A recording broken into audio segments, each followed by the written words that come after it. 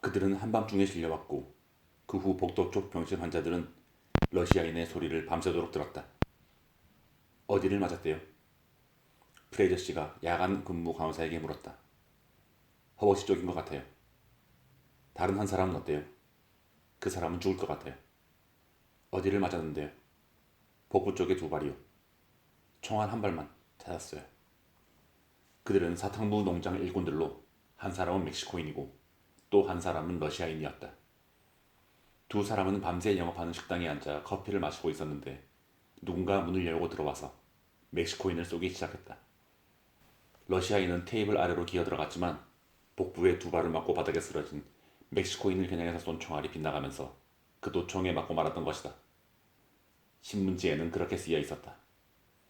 멕시코인은 경찰에게 누가 자신을 쏘았는지 모른다고 진술했다. 그는 그것을 사고일 거라고 믿었다. 이봐요. 당신한테 8발을 쏴서 2발을 맞췄는데 사고라고요? 네, 선생님.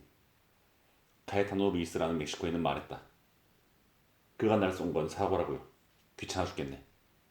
그는 통역사에게 말했다. 뭐라는 거요?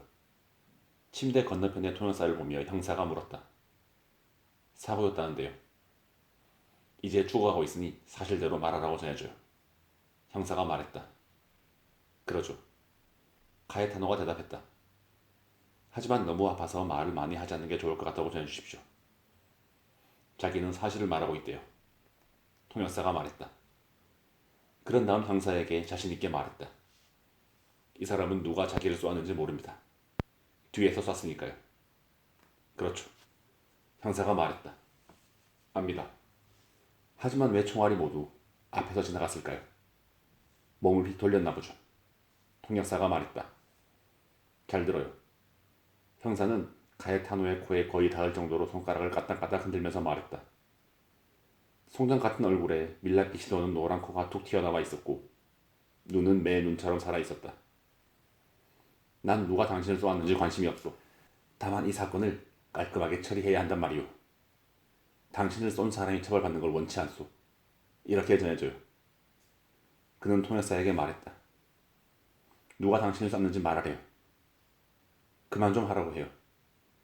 카에타노는 매우 피곤해하며 말했다. 그자를 전혀 보지 못했답니다. 통역사가 말했다. 놈들이 뒤에서 쏘았다고 내가 계속 말하잖아요. 러시아인을 쏜 사람 누군지 물어봐요. 불쌍한 러시아인. 카에타노가 말했다. 그는 팔로 머리를 감싼 채 바닥에 있었어요. 놈들이 그에게 총을 쏘자 비명을 지르기 시작했고 그때부터 계속해서 소리를 질러대고 있었죠. 불쌍한 러시아인. 자기도 잘 모르는 사람이래요. 어쩌면 그에게 총을 쏜 건 같은 사람일지도 모르죠. 잘 들어요. 형사가 말했다. 여긴 시카고가 아니요. 당신은 폭력배가 아니란 말이요. 영화에서처럼 행동할 필요가 없어. 누가 당신에게 총을 쐈는지 말해도 괜찮다고. 누가 자기에게 총을 쐈는지는 다들 말해요. 그렇게 해도 괜찮소. 놈이 누구인지 말을 안 하다가 그가 다른 누군가를 총으로 쏜다고 해봅시다. 여자나 아이를 쏜다고 생각해보죠. 놈이 그렇게 도망치게 둬서는 안 돼요. 그에게 전해줘요. 그는 프레드 씨에게 말했다. 저 빌어먹을 통역사는 도대체 믿을 수가 없어서. 난 아주 믿을 만한 사람입니다. 통역사가 말했다. 카에타노는 프레드 씨를 바라보았다. 잘 들어요, 친구. 프레드 씨가 말했다. 경찰은 우리가 시카고에 있는 게 아니라 몬테나의 헤일리에 있다고 말하는군요. 당신은 오상 강도가 아니고 이것은 영화와 전혀 관련이 없답니다. 난 저 사람 믿어요. 카에타노가 상냥하게 말했다. 물론이죠. 누구나 자신을 공격한 사람을 당당하게 고발할 수 있어요. 이곳 사람들은 다들 그렇게 한다는군요. 그자가 당신을 쏜 다음 여자나 아이들을 쏘면 어떻게 하느냐는데요. 난 결혼 안 했어요. 카에타노가 대답을 했다. 아무 여자나 아이들을 말하는 겁니다. 그자는 미치지 않았어요. 카에타노가 말했다. 형사 말은 그를 고발해야 한대요. 프레이저 씨가 말을 마쳤다. 감사합니다. 카에타노가 말했다. 당신은 최고의 통역사예요. 나도 영어를 하긴 하는데 형편이 없죠. 알아듣긴 하지만. 달인 어쩌다 부러졌어요. 말에서 떨어졌어요. 운이 나빴군요. 정말 안 됐네요. 많이 다쳤어요?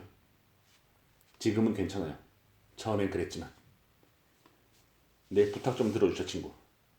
카에타노가 말하기 시작했다. 난 지금 기운이 하나도 없어요. 죄송해요. 게다가 너무 아파요. 무척 고통스럽죠. 이러다 분명 죽을 수도 있어요.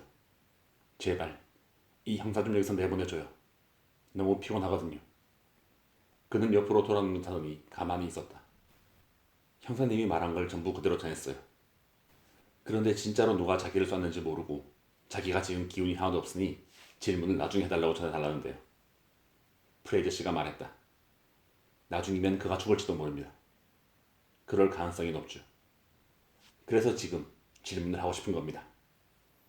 누군가 뒤에서 그를 쐈다고 말했잖아요. 통역사가 말했다. 제기를. 형사가 말했다. 그러더니 수첩을 주머니에 집어넣었다. 복도 바깥에서 형사는 프레이저 씨의 휠체어 옆에 통역사와 함께 서 있었다. 당신도 누군가 뒤에서 그를 쐈다고 생각하는 거요? 네. 프레이저가 대답했다. 누군가가 뒤에서 쏜 거예요. 근데 그게 어쨌다는 거죠? 화내지 마십시오. 형사가 말했다.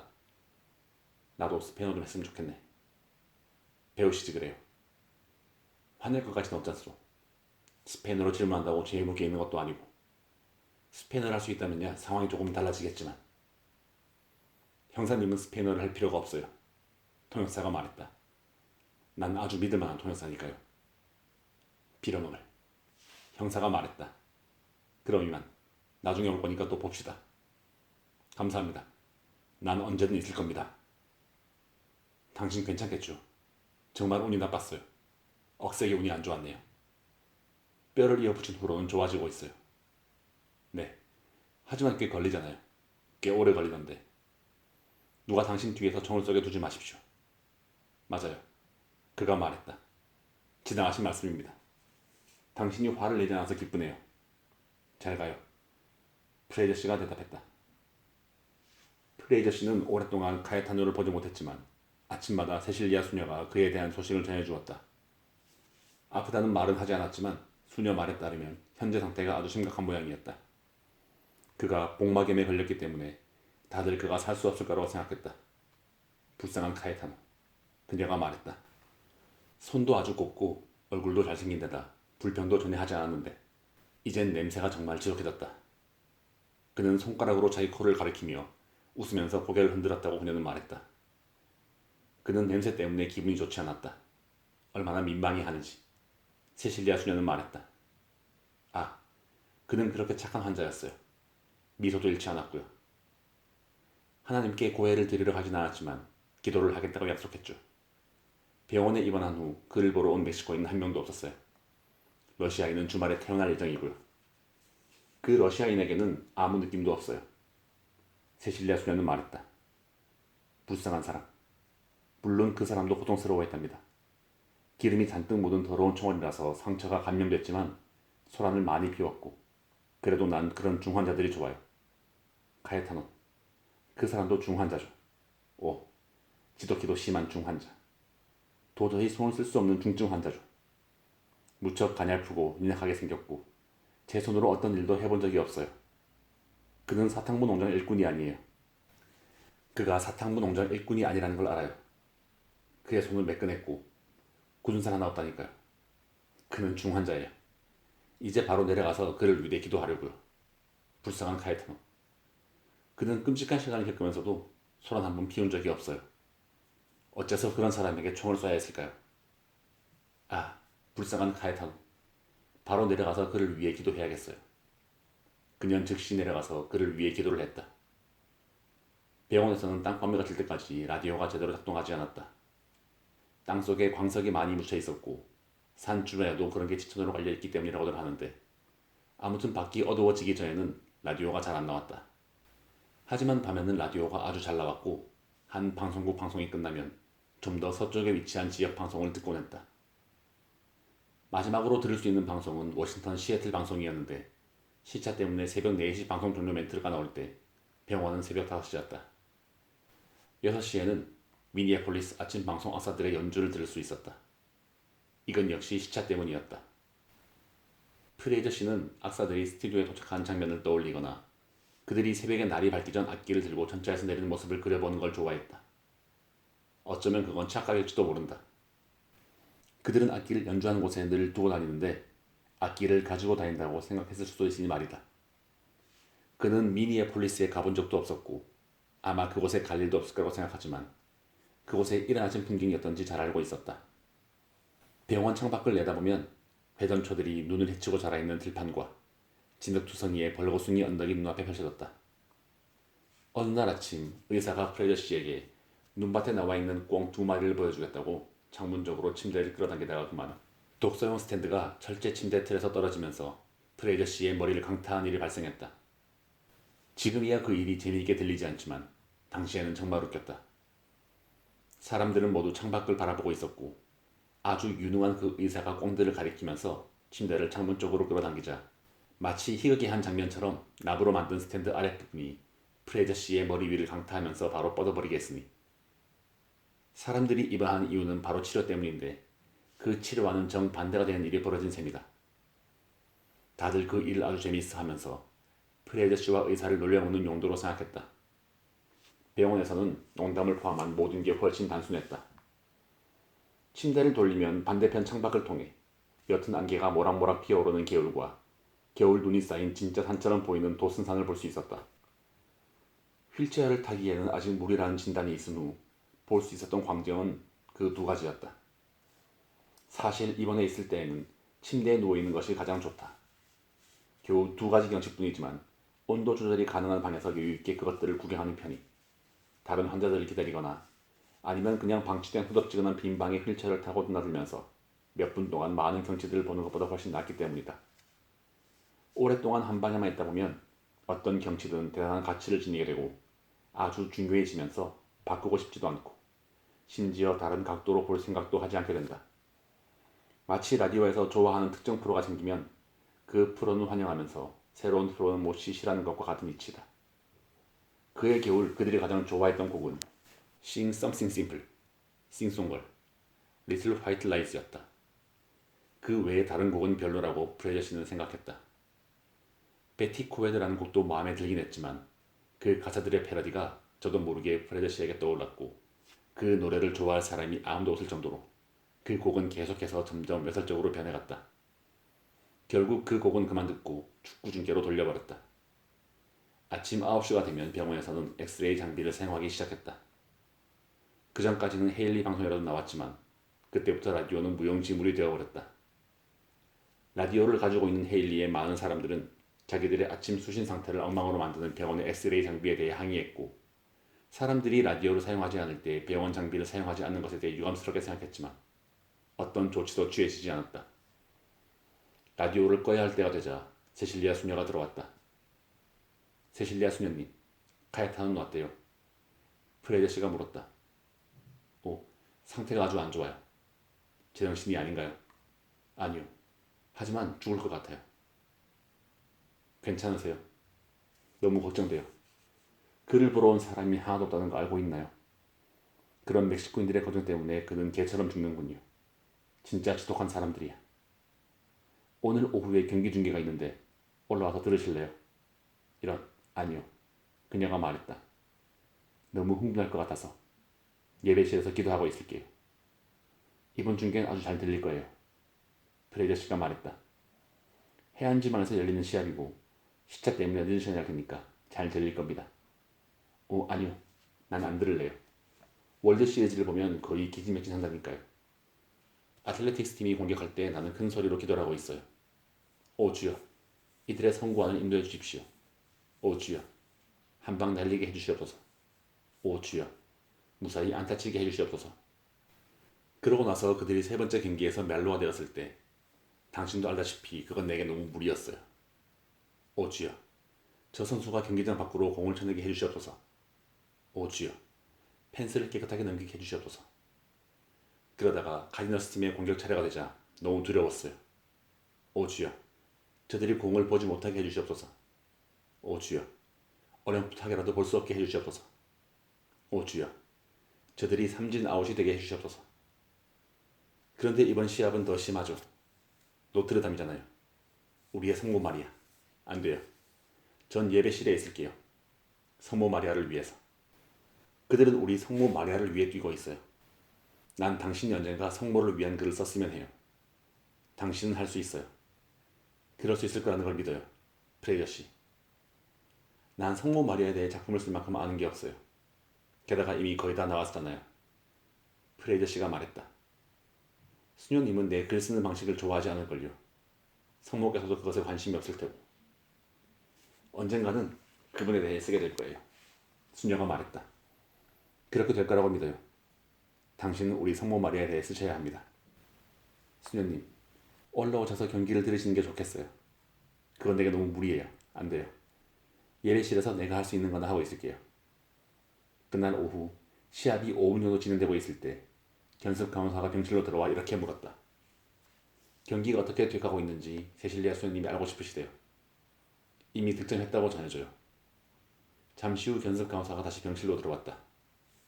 선수들이 아주 열심히 경기를 하고 있다고 전해줘요. 프레드 씨가 말했다. 조금 후 그는 벨을 눌러 담당 간호사를 불렀다. 예배실에 직접 내려가시던가 아니면 누군가를 내려보내 세실리아 수녀님께 말씀 좀 전해주시겠어요. 노트르담 팀이 1쿼터 마지막에 14대 0으로 이기고 있으니 마음 놓으시라고요. 수녀님은 기도 그만하셔도 됩니다. 몇 분 후 세실리아 수녀가 병실로 찾아왔다.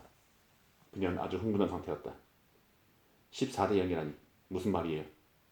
이 경기에 대해서는 아는 게 없어서 야구로 치면 아주 안전하게 앞서는 점수인데 난 풋볼에 대해서는 전혀 몰라요.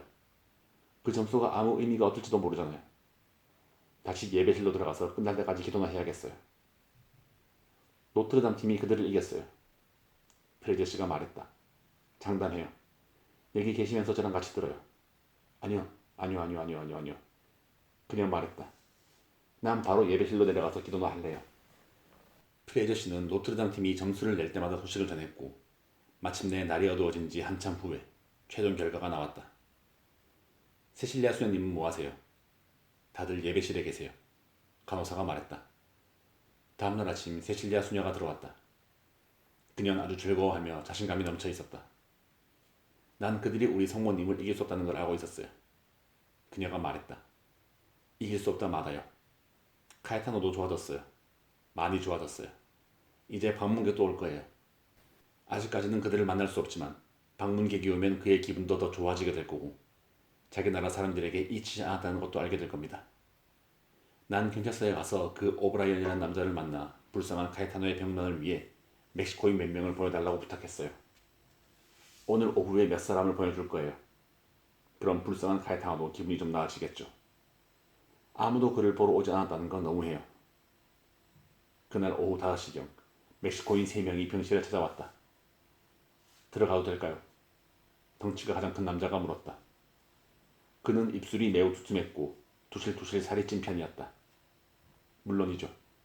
프레이저 씨가 대답했다. 앉으세요. 신사 양반들. 뭐 좀 드시겠소? 대단히 감사합니다. 몸집이 큰 남자가 말했다. 감사합니다. 얼굴이 까맣고 체구가 가장 작은 남자가 말했다. 감사합니다만 괜찮습니다. 마른 남자가 말했다. 취기가 머리로 올라와서 말이죠. 그는 자기 머리를 톡톡 쳤다. 간호사가 잔 몇 개를 가져왔다. 병째 드려요. 프레이저 씨가 말했다. 레드로즈산이에요. 그가 말했다. 레드로즈산이 최고죠. 덩치 큰 남자가 말했다. 빅팀버산보다 훨씬 낫죠. 낫다 마다요. 가장 왜소한 남자가 말했다. 값도 좀 더 비싸고요. 레드로즈산 중에서 제일 비싼 거네요. 덩치 큰 남자가 말했다. 이 라디오에는 진공관이 몇 개 있나요? 술을 마시지 않은 남자가 물었다. 7개요. 아주 멋지네요. 그가 말했다. 얼마예요? 잘 모르겠어요. 프레이저 씨가 대답을 했다. 빌린 거거든요. 여러분은 카에타노의 친구분들인가요? 아니요. 덩치 큰 남자가 말했다. 그를 다치게 한 사람의 친구들입니다. 경찰이 우리를 이리로 보내더군요. 가장 왜소한 남자가 말했다. 우리는 할 일이 좀 있습니다. 덩치 큰 남자가 말했다. 저 사람 같나요? 술을 마시지 않은 남자를 가리키며 말했다. 체구가 작고 까무잡잡한 남자를 가리키면서 저 사람도 할 일이 좀 있고요. 라고 말했다. 경찰이 우리 보러 가봐야 한다고 해서 그래서 온 겁니다. 와주셔서 정말 기쁩니다. 마찬가지입니다. 덩치 큰 남자가 말했다. 한 잔 더 하실래요? 좋죠. 덩치 큰 남자가 말했다. 주신다면요. 가장 왜소한 남자가 말했다. 저는 괜찮습니다. 마른 남자가 말했다. 취기가 머리로 올라와서요. 맛이 끝내줍니다. 가장 왜소한 남자가 말했다. 좀 드시죠. 프레이저 씨가 마른 남자에게 물었다. 취기가 머리로 좀 올라가면 어때요? 그러고 나면 두통이 생기거든요. 마른 남자가 말했다. 가에타노의 친구들에게 병문안 좀 오라고 전해줄 수 없나요? 프레이저가 물었다. 그에게는 친구가 없습니다. 누구한테나 친구는 있어요. 그 사람은 없습니다. 뭐 하는 사람인데요? 도박꾼이죠. 잘하나요? 그런 것 같아요. 나한테서 가장 왜소한 남자가 말했다. 180달러를 따갔죠. 이제 세상 어디에도 180달러는 없지만요. 나한테도 마른 남자가 말했다. 211달러를 따갔어. 저 얼굴을 잘 봐두쇼. 난 저 사람과 게임을 한 적이 없어. 뚱뚱한 남자가 말했다. 저 사람 틀림없이 돈이 많을 거예요. 프레이저가 넌지시 말했다. 우리보다 가난해요. 작은 멕시코인이 말했다. 걸치고 있는 셔츠가 다예요. 게다가 이제 그 셔츠마저 아무짝에도 쓸모없게 됐으니. 프레이저 씨가 말했다. 총알이 관통했잖아요. 그러네요. 그를 다치게 한 사람도 도박꾼인가요? 아니요. 사탕모 농장 일꾼이에요. 그 사람은 마을을 떠나야 했죠. 이건 기억해 두세요. 가장 왜소한 남자가 말했다. 그 사람은 이 마을 최고의 기타 연주자였어요. 정말 최고죠. 안 됐군요. 내 생각도 그래요. 덩치 큰 남자가 말했다. 기타를 얼마나 멋들어지게 치는지. 그럼 이제 기타 잘 치는 사람은 하나도 없나요? 기타 치는 사람 그림자도 찾을 수 없죠. 아코디언을 좀 캐는 사람은 있습니다. 마른 남자가 말했다. 여러 악기를 다룰 수 있는 사람이 몇 명 있긴 해요. 덩치 큰 남자가 말했다. 음악 좋아해요? 어떻게 안 좋아하겠어요? 밤에 한번 연주하러 올까요? 수녀님이 허락해 주시려나? 아주 상냥한 분 같긴 하던데. 카에타노가 그걸 들을 수 있다면 분명 허락하실 겁니다. 좀 별나신가요? 마른 남자가 물었다. 누가요? 수녀님이요. 아니요. 프레이저 씨가 말했다. 수녀님은 아주 지적이고 동정심 많은 좋은 여자분이세요. 난 신부나 스승, 수녀들은 다 못 믿어요. 마른 남자가 말했다. 이 친구 어렸을 때 안 좋은 경험을 했거든요. 가장 왜소한 남자가 말했다. 난 복사였어요. 마른 남자가 자랑스럽게 말했다. 하지만 이젠 아무도 안 믿어요. 미세도 안 나가죠. 왜요? 그것도 당신 머리로 올라가나요? 아니요. 마른 남자가 대답했다. 머리로 올라가는 건 취기죠. 종교는 가난한 사람들의 아편이라고요. 마리화나가 가난한 사람들의 아편인 것 같은데요. 프레이저가 말했다. 아편을 피워본 적 있어요? 덩치 큰 남자가 물었다. 아니요. 나도 없어요. 그거 말했다. 그건 아주 나쁜 것 같아요. 한번 시작하면 멈출 수가 없으니까. 그야말로 악습이죠. 종교처럼요. 가장 마른 남자가 말했다. 이 친구는 가장 왜소한 멕시코인이 말했다. 아주 강경한 종교 반대론자죠. 뭔가에 대해 아주 강경하게 반대하는 것도 필요하죠. 프레이저 씨가 점잖게 말했다. 아무리 무지해도 신념이 있는 사람은 존경합니다. 마른 남자가 말했다. 훌륭하네요. 프레이저 씨가 말했다. 뭐 좀 사다 드릴까요? 덩치 큰 멕시코인이 물었다. 뭐 필요한 거 없어요. 맛있는 맥주 좀 사와주면 고맙겠네요. 다음에 맥주 사올게요. 가기 전에 한 잔 더 하시겠어요? 아주 좋죠. 우리가 당신 술을 다 뺏어 먹는군요. 어차피 난 못 마셔요. 그게 머리로 올라가거든요. 그런 다음 극심한 고통이 오고 메스꺼워지니까요. 잘 가요 신사 양반들. 안녕히 계세요. 그리고 감사합니다. 그들이 가고 저녁 식사 시간이 끝나자 라디오 소리가 아주 작긴 했지만 여느 때와 같이 계속 들렸다. 마침내 방송은 덴버, 솔트레이크시티, 로스앤젤레스, 시애틀 순으로 끝났다. 프레저 씨는 라디오를 통해 덴버의 모습을 전혀 알 수 없었다. 대신 덴버 포스트를 통해 덴버를 접했고 로키 마운틴 뉴스를 통해 그 모습을 바로잡을 수 있었다. 솔트레이크 시티나 로스앤젤레스 역시 라디오를 통해 듣는 것만으로는 그곳이 어떤 곳인지 전혀 감을 잡을 수가 없었다. 솔트레이크 시티에 대해 그가 느낀 거라고는 깨끗하지만 따분한 곳이라는 것이었고, 로스앤젤레스에 대해 알고 있는 건 아주 많은 대형 호텔들에 아주 많은 무도회장이 있다는 것이었다. 그는 무도회장을 통해 그것을 느낄 수가 없었다.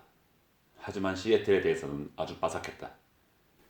대형 흰 택시를 운영하는 택시 회사가 있었는데 그는 밤마다 그 택시를 타고 캐나다 쪽 도르맥 식당에 가서 사람들이 전화로 신청한 신청곡으로 파티가 진행되는 과정을 지켜보았다.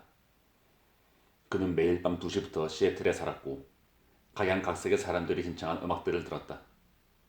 그것은 악사들이 매일 아침 스튜디오에 가려고 잠자리를 나서는 미니애폴리스만큼이나 생생했다. 프레이저 씨는 워싱턴주의 시애틀을 무척 좋아하게 되었다. 멕시코인들이 맥주를 사가지고 왔지만 질 좋은 맥주는 아니었다. 프레이저 씨는 그들을 만났지만 이야기를 나누고픈 생각은 없었다. 그들이 떠났을 때 다신 오지 않을 거라 생각했다. 그의 신경이 예민해졌고 이런 상태일 때는 사람 만나기도 꺼려졌다. 입원한 지가 5주가 다 되어갈 무렵부터 신경이 날카로워졌는데 기분이 좋을 때는 오랫동안 그 상태를 유지하면서도 이미 답을 알고 있는 똑같은 경험을 강요당하면 화가 치밀었다. 전에 그런 모든 일을 겪었기 때문이다. 그에게 새로운 것은 오직 하나, 라디오뿐이었다. 그는 밤새도록 라디오를 들었는데 거의 들리지 않을 정도로 최대한 작게 틀어놓았고 무의식적으로 듣는 방법을 터득해가고 있었다. 그날 아침 10시경 세실리아 수녀가 병실에 와서 우편물을 전해주었다. 그녀는 아주 매력적이었다. 프레이저 씨는 그녀를 보면서 그녀 이야기를 듣는 것도 좋아했지만 왠지 다른 세상에서 온 듯한 우편물은 그것보다 더 소중했다. 하지만 관심을 끈 우편물은 하나도 없었다. 많이 좋아 보이네요. 그녀가 말했다. 이제 곧 퇴원하시겠어요? 네. 프레이저 씨는 대답을 했다. 수녀님도 오늘 아침은 아주 행복해 보이시네요. 아, 그래요. 오늘 아침은 제가 성인이라도 된 것 같아요. 프레이저 씨는 이 말에 조금 놀랐다. 맞아요. 세실리아 수녀의 말은 계속 이어졌다. 그게 바로 제가 원하는 거예요. 성인이요. 어렸을 때부터 난 성인이 되고 싶었어요. 어렸을 때는 세상을 버리고 수녀원으로 가면 성인이 되는 줄 알았어요. 그게 내가 되고 싶은 것이었고 성인이 되기 위해 해야 한다고 생각했던 일이 있었죠. 성인이 되기를 기대했죠. 성인이 될 거라고 확신했어요. 잠깐 동안이었지만 내가 성인이라고 생각을 한 적도 있었답니다. 무척 행복했고 그것은 아주 간단하고 쉬워 보였어요. 아침에 일어나면 성인이 되어 있을 거라 기대했지만 그렇지 않았죠. 내가 성인이었던 적은 단 한 번도 없었어요. 정말 성인이 되고 싶은데 내가 원하는 것은 성인이 되는 것뿐이에요. 그게 내가 원하는 전부죠. 그런데 오늘 아침은 내가 꼭 성인이 된 것 같은 기분이 드네요. 성인이 되면 얼마나 좋을까. 수녀님은 꼭 될 거예요. 누구나 자기가 원하는 걸 얻기 마련이죠. 다들 그렇게 얘기하잖아요. 이젠 모르겠어요. 어렸을 때는 참 그게 쉬워 보였는데 난 성인이 될 줄 알았어요. 그런 일이 느닷없이 일어나지 않는다는 걸 알았을 때에도 단지 시간이 걸릴 뿐이라고 생각했었죠. 이젠 그게 거의 불가능한 일인 것 같아요. 제 생각에 수녀님은 충분히 가능성이 있다고 봐요. 정말 그렇게 생각해요? 아니에요. 단순히 위로받고 싶지 않아요. 날 위로하지 말아요. 난 성인이 되고 싶어요. 정말 성인이 되고 싶어요. 물론 수녀님은 성인이 될 거예요. 프레이저 씨가 말했다. 아니요. 아마 안 될 거예요. 하지만 성인이 될 수만 있다면 얼마나 좋을까요? 하늘을 날아갈 것만 같을 거예요. 수녀님은 3대1로 성인이 될 겁니다. 아니요. 날 위로하지 말아요. 하지만 성인이 될 수만 있다면 얼마나 좋을까? 당신 친구 카에타노는 어때요? 좋아지고 있지만 마비가 왔어요. 총알 하나가 허벅지를 뚫고 중요한 신경을 건드리는 바람에 그 다리가 마비된 거죠. 그가 움직일 수 있을 정도로 좋아졌을 때 그 사실을 알았대요. 아마도 그 신경은 되살아날 겁니다. 저도 그렇게 되길 기도하고 있어요. 세실리아 수녀가 말했다. 당신이 그를 만나줘야겠어요. 아무도 만나고 싶지 않습니다. 당신도 그를 만나고 싶어 한다는 거 알아요. 카에타노를 휠체어에 태워 이리로 데려올 수 있어요. 좋습니다. 그가 휠체어를 타고 병실 안으로 들어왔다. 창백한 피부에 머리는 이발이 필요할 정도로 덥수룩하고 새까맸다. 눈에는 웃음기가 가득했지만 웃을 때 보이는 치아 상태는 안 좋아 보였다. 안녕하세요. 어떻게 지냈어요? 보시다시피 프레이저 씨가 말했다. 당신은요? 살아나긴 했는데 다리에 마비가 와서. 유감입니다. 프레이저 씨가 말했다. 하지만 신경은 다시 되살아날 테고 그러면 새 것처럼 좋아질 겁니다. 다들 그렇게 말하더군요. 통증은 어때요? 지금은 괜찮아요. 한동안 배에 통증이 있었는데 미치는 줄 알았어요. 통증만으로도 죽을 수 있겠구나 싶더군요. 세실리아 수녀가 흐뭇한 표정으로 그들을 지켜보고 있었다. 수녀님이 그러시는데 소란 한번 피운 적이 없다면서요? 프레저 씨가 물었다. 병동에 사람들이 하도 많다 보니. 멕시코인이 애원조로 말했다. 당신 통증은 어느 정도예요? 심각해요. 하지만 분명 당신만큼 심하진 않아요. 간호사가 나가면 한두 시간 정도 울죠. 그러다 보면 편해집니다. 이젠 신경이 예민해졌어요. 라디오 있잖아요. 내 방이 따로 있고 거기다 라디오까지 있다면 나는 밤새도록 울고 소리를 질렀을 텐데. 그럴 리가요. 아이고 정말입니다. 그렇게 하면 건강에도 아주 좋답니다. 하지만 제 병실에는 사람들이 워낙 많아서 그럴 수가 없어요. 적어도 프레이저 씨가 말했다. 손은 여전히 멀쩡하잖아요. 당신은 손으로 먹고 산다고들 하던데요. 그리고 머리도. 그는 이 말을 톡톡 치면서 말했다. 하지만 머리는 그 정도로 쓸모있진 않아요. 당신 나라 사람 3명이 왔다 갔어요. 경찰이 보낸 거예요. 맥주도 사왔던데요. 아마 형편없는 거였겠죠. 형편없었어요. 오늘 밤 경찰이 보낸 그 사람들이 세레나데를 연주하러 온다는데 그가 크크 웃더니 배를 톡톡 가리켰다. 아직 웃으면 안 되는데 그 사람들 연주 형편없거든요. 그리고 당신을 쏜 사람은요. 그 자식도 멍청이죠. 카드게임에서 그 자식한테 $38를 땄죠. 그 때문에 죽이려고 한 건 아니겠죠. 세 사람이 그러는데 돈을 많이 땄다면서요. 그런데도 날짐승보다 더 가난해요. 왜요? 난 가난한 이성주의자거든요. 망상의 희생자요. 그는 이를 드러내며 활짝 웃더니 배를 두드렸다. 난 전문 도박꾼이지만 도박을 좋아해요. 진짜 도박 말입니다. 조그만 도박판은 전부 뒤가 구리죠. 진정한 도박판에서는 운이 필요해요. 그런데 난 운이 없어요. 전혀 없어요. 전혀요. 난 행운이라고는 구경도 못 해본 놈입니다. 보세요. 요번에 나를 쏜 그 성가신 놈 말이에요. 그 놈이 총을 쏠 줄 알까요? 아니요. 처음 쏜 총알은 아무것도 맞추지 못했어요. 두 번째는 불쌍한 러시아인이 가로챘고 그러고 보니 운이 있는 것도 같긴 하네요. 그런데 무슨 일이 일어났나요? 그놈이 내 배에 2발을 쐈어요. 운이 튼 놈이죠. 나는 재수가 더럽게 없는 거고. 그놈은 등자를 잡고 총을 쏴도 말 한 마리 못 잡을 위인이라고요. 전부 운이죠. 난 그 사람이 당신을 먼저 쏘고 러시아인을 그 다음에 쏜 줄 알았어요. 아니에요. 러시아인이 먼저고 그 다음이 나예요. 신분이 잘못된 거예요. 왜 당신은 그를 쏘지 않았죠? 난 총을 갖고 있지 않아요. 이런 새로 총을 가지고 다녔다가는 1년에 10번은 교수형 신사가 될걸요. 난 보잘것 없는 도박꾼입니다. 그뿐이죠. 그는 말을 잠시 멈췄다가 다시 이야기했다. 난 돈이 생기면 도박을 하고 도박을 하면 1초. $3,000를 걸고 주사위 게임을 했다가 6이 나와서 망한 적도 있었죠. 마음에 드는 주사위였는데 한두 번이 아니에요. 그런데 왜 계속 하는 겁니까? 오래 살다 보면 운이 바뀌겠죠. 지금까지 15년 동안 운이 나빴으니 운이 좋아지면 부자가 될 겁니다. 그는 활짝 웃었다. 난 훌륭한 도박꾼이죠. 정말이지 부자가 되는 걸 즐길 거예요. 게임에서 전부 운이 없었나요? 뭐든지 그랬어요. 여자도 그랬고요. 그가 다시 웃으면서 안 좋은 치아를 드러냈다. 정말요? 정말요. 그럼 할 일이 뭐가 있을까요? 계속, 서서히, 운이 바뀌기를 기다리는 거죠. 하지만 여자는요? 도박원 중에 여자 운이 있는 사람은 하나도 없어요. 도박에만 너무 열중하니까요. 밤에도 일하잖아요. 여자랑 있어야 할 때 말이죠. 여자가 아무리 괜찮아도 밤에 일하는 남자치고 그 여자를 잡을 수 있는 사람은 없답니다. 철학자이시군요. 아니요. 소도시의 도박꾼일 뿐입니다.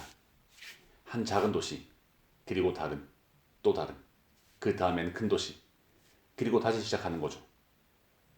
그러다가 배에 총이나 맞고 말이죠. 처음이에요.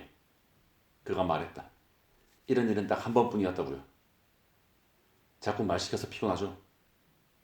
프레이저 씨가 넌지시 물었다. 아니요. 그가 대답을 했다. 나야말로 당신을 피곤하게 했네요. 그런데 다리는? 나에게 다리는 별 쓸모가 없어요. 다리는 있어도 그만, 없어도 그만이죠. 돌아다닐 수는 있잖아요. 진심으로 당신에게 행운이 있기를 빕니다. 진심입니다. 프레이저 씨가 말했다. 저도 마찬가지입니다. 그가 말했다. 그리고 통증도 없었으면 좋겠네요. 분명히 계속되진 않을 거예요. 지나가는 중이죠. 별로 중요하지 않아요. 그럼 빨리 지나가길 바랍니다. 저도요. 그날 밤 멕시코인들이 병실에서 아코디언과 그 밖의 다른 양키들을 연주했다. 즐거운 연주회였고 아코디언을 연주할 때의 들숨과 날숨 소리, 종과 타악기, 드럼 소리가 복도로 흘러나왔다. 그 병실에는 로데오 기수가 한 명 있었다.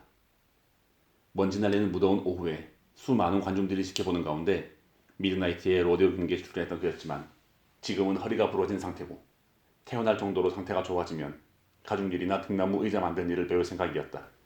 비계에서 떨어지는 바람에 양쪽 발목과 손목이 전부 부러진 목수도 있었다. 그는 고양이처럼 사뿐히 떨어졌지만 고양이 같은 탄력은 없었다.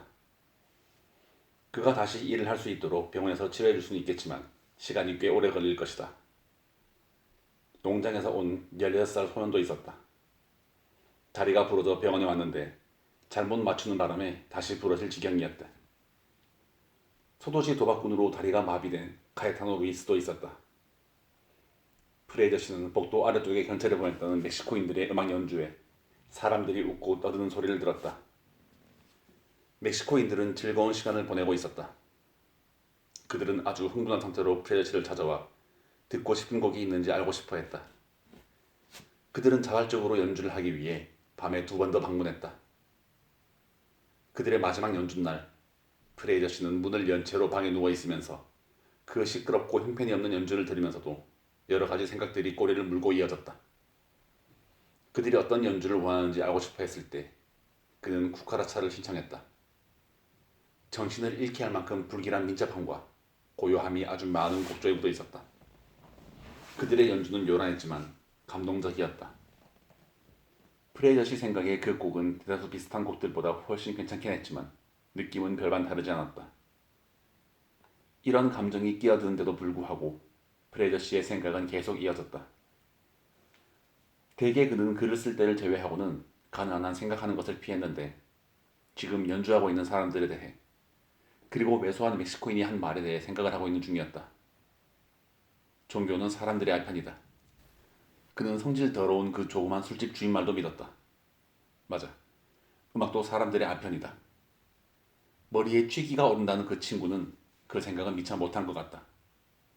그리고 이탈리아와 독일의 경우 애국심이 사람들의 알편인 것과 마찬가지로 이제는 경제학도 사람들의 알편이다. 선교는 어떨까? 하지만 수이야말로 사람들에게 있어 최상의 알편, 그러니까 완벽한 알편이다. 물론 그 중에는 라디오를 더 좋아하는 사람도 있는데 그것도 사람들에게 있어서 또 다른 아편과 같은 존재이며 그가 여태껏 사용하고 있는 값싼 아편이다. 이런 것들과 더불어 도박 역시 사람들에게 아편과 같은 존재다. 아편이 생겨난 이래 가장 오래된 아편일 것이다. 정부의 새로운 형태에 대한 신념과 더불어 야망도 사람들에게는 또 다른 아편이다. 사람들이 원하는 것은 최소한의 정부, 언제나 더 작은 정부였다. 우리가 신봉하는 자유는 이제 맥파든 출판사에서 펴낸 잡지 이름이 되었다. 아직 자유를 대신할 새로운 이름 찾지 못했지만 우리는 그것을 신봉한다. 그렇다면 진정한 아편은 과연 무엇일까? 사람들의 진정한, 실질적인 아편은 무엇일까? 그는 그것에 대해 아주 잘 알고 있었다. 저녁에 술 한두 잔을 마시면 생겼다가 그의 맘속에 아주 환한 곳에 모퉁이를 돌아 조금씩 사라져버리는 그것. 물론 실제로는 없지만 있다고 생각하는 그것. 그것은 무엇일까? 그는 그것을 잘 알고 있다. 그것은 무엇일까? 물론 빵도 사람들에게는 아편이다. 그는 그것을 기억할까? 그리고 그것이 새벽에도 일리가 있을까? 빵은 사람들의 아편이다. 이봐요. 프레저 씨는 간호사가 들어오자 말했다. 그 왜소하고 마른 멕시코인을 이리로 데려와 주시겠소? 음악 어땠어요? 멕시코인이 문 쪽에서 물었다. 아주 멋져요. 그건 역사적인 곡이죠. 멕시코인이 말했다. 진정한 혁명의 노래예요. 이봐요. 프레저 씨가 말했다. 어째서 사람들은 맞죄도 없이 수술을 받아야 하죠? 잘 모르겠는데요. 어째서 사람들의 아편이 그다지 도움이 안 되는 걸까요? 당신이라면 사람들에게 어떻게 해주고 싶습니까? 무지로부터 구제해야죠. 말도 안 되는 소리 하지 말아요. 교육은 사람들의 아편입니다. 당신은 그걸 알아야 해요. 교육이라면 당신도 조금 받았잖아요. 당신은 교육을 믿지 않는군요. 그래요. 프레이저 씨가 말했다. 지식은 믿어요. 이해가 안 되네요. 사실 내 스스로도 기꺼이 이해가 되지 않을 때가 여러 번 있으니까요. 쿠리라차 한 번 더 들려드릴까요? 멕시코인이 걱정스러운 표정으로 물었다. 네. 프레이저 씨가 말했다. 쿠카라차를 한 번 더 연주해 주세요. 라디오보다 훨씬 좋더라고요. 혁명은 아편이 아니다. 프레이저 씨는 생각했다. 혁명은 카타르시스이며 폭정에 의해서만 연장될 수 있는 무화경이다. 아편들은 그 전과 후를 위한 것이다. 그는 충분히, 지나치다 싶을 정도로 충분히 생각하고 있었다. 이제 잠시 후면 저들도 가겠지. 그는 생각했고 저들이 가면 쿠카르차도 사라지겠지. 그런 다음 그는 거인도 쓰러뜨리는 술을 약간 마시고 라디오를 들을 것이다. 소리가 거의 들리지 않도록 라디오를 틀어놓고서.